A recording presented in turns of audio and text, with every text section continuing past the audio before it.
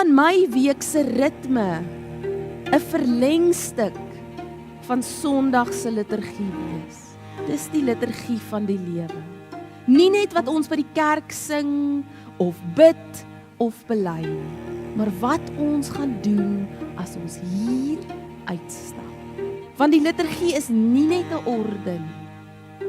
Dis nie net 'n lys van liedere, gebede en skriflesings nie. Liturgie is 'n verhaal.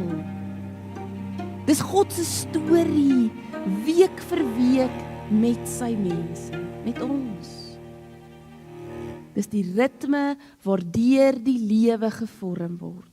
Elke Sondag kom ons weer by die bron tap. Ons ontvang die seën, ons hoor weer die wet, ons bely weer ons skuld, ons ontvang weer genade. Ons hoor weer sy woord en dan word ons weer gestuur. Dis 'n sirkelbeweging. God roep ons in en dan stuur hy ons weer uit. Dis ons geestelike asemhaling, in en uit.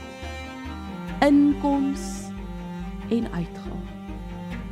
Ontvang en gee. Hoor en doen.